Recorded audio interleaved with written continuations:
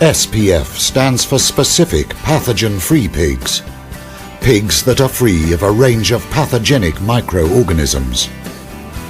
The Danish SPF system was established in 1971, and its stringent rules governing disease prevention, health control, and the transport of pigs between herds makes it one of the most exceptional production and health systems in the world. This sign represents high quality. For that reason, we expect only the best from our pig breeders, and from you. As an employee working in an SPF herd, you help to maintain the high standard. It is a responsible job which you can be proud of. But it is also important you have all the information you need to do the job properly. This is why the Danish Agriculture and Food Council have made this informational film, which explains the rules and regulations a SPF herd must comply with. But let us start with a little about the general requirements of a SPF herd. In this film you will meet Anna. She is newly employed at Gamborg, a large farm consisting of 4 properties with SPF joint herds. She is being trained by Peter, the works manager at Gamborg. In the following section, Anna and Peter will demonstrate the most important rules that you must follow when you work in an SPF herd.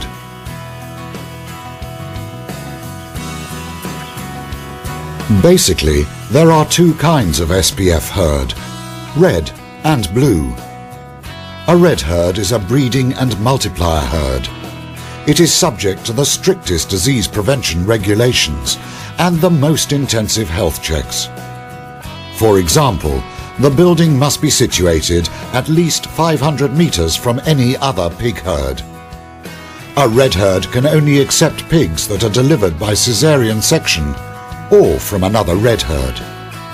Additionally, the new pigs must be kept in isolation for at least 42 days before they can be housed with the rest of the herd. Health checks are carried out by vets from the Danish Agriculture and Food Council. A blue herd is a production herd. The requirements for a blue herd are slightly less restrictive. For example, there are no isolation requirements, though isolation is recommended when purchasing breeding stock. The minimum distance between 2 pig herds must be at least 100 meters.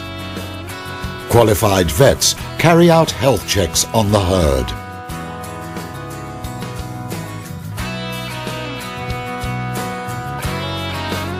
Clean and unclean areas must be kept separate for all SPF herds. Personnel must wear the correct workwear when moving through clean areas, and SPF regulations apply here. Clean areas can include barns and feed areas that are not separated from the piggery by a locked door. In addition, and this applies to all herds, all of the exits and entrances must be locked so that no one else can come into the piggery. Windows must also be closed. If they are used for ventilation, they must have a net. Ventilation openings and other openings must have nets. Doors to the entrance and to the loading area must have door signs marked with a label from SPF sus, indicating the herd's current health status.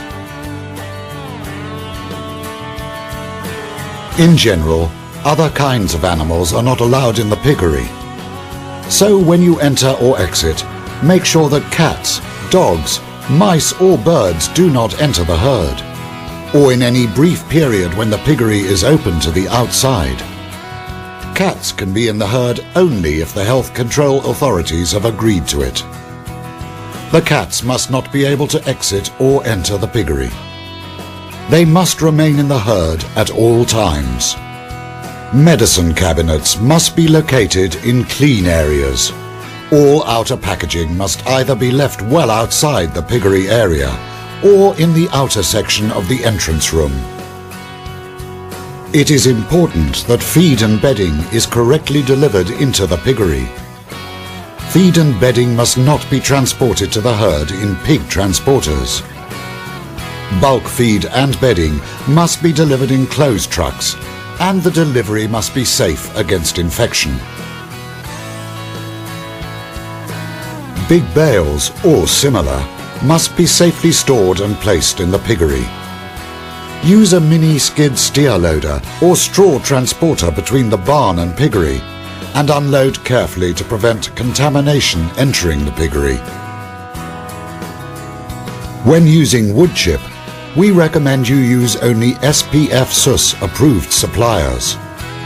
If the wood chip was supplied from countries outside of Scandinavia, it must be isolated for 48 hours before it can be used in the herd area. That was a little about the general requirements for a SPF herd. Did you understand it all? Good. Then let's go on to the rules about access for personnel.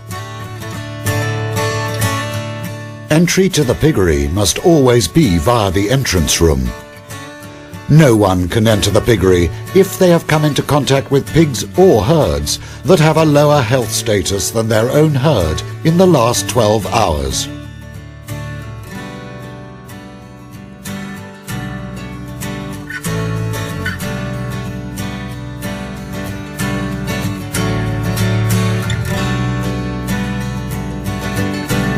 The entrance room must have two sections.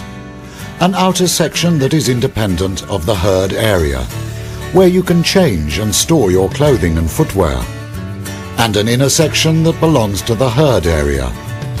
The two sections must be clearly separated.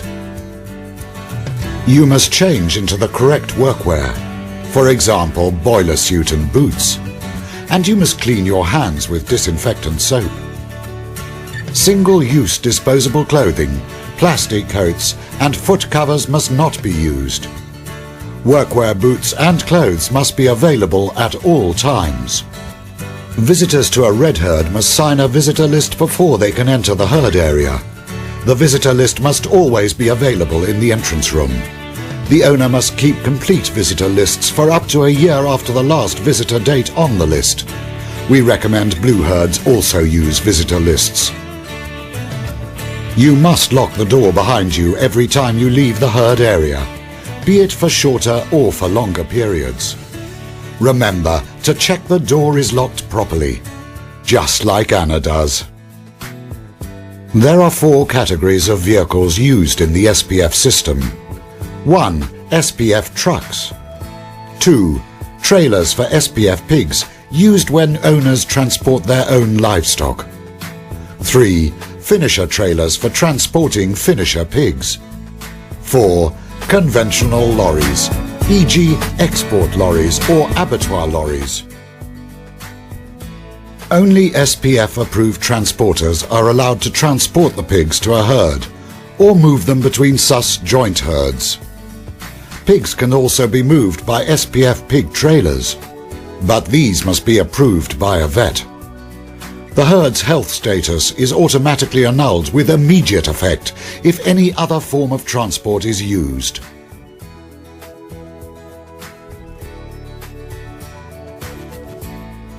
SPF trucks are specially designed to provide pigs with the optimum protection from disease. The rules governing transport are strict, including loading and offloading, disease prevention, hygiene and general animal welfare.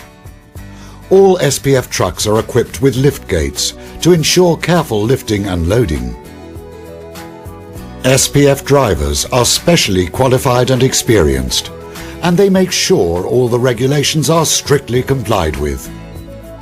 The SPF system is based on disease prevention.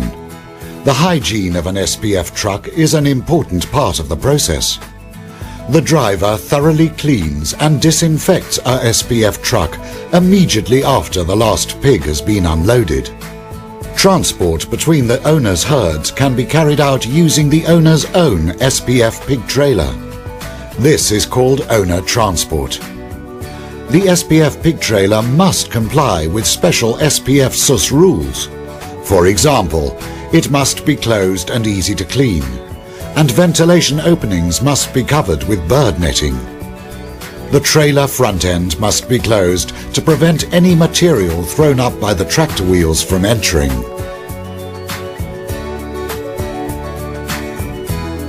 SPF transporters or SPF pig trailers must be used to transport animals on public roads between sus joint herds. The SPF pig trailer must be cleaned and disinfected after use. An approved SPF pig trailer can be used to transport both livestock and finishers, though the trailer must always be isolated for 12 hours after it has been cleaned and disinfected. Finishers can be delivered using a finisher trailer. The requirements for a finisher trailer are not as wide-ranging as those for a SPF pig trailer. The essential requirement for a finisher trailer is that it must be easy to clean and disinfect after use.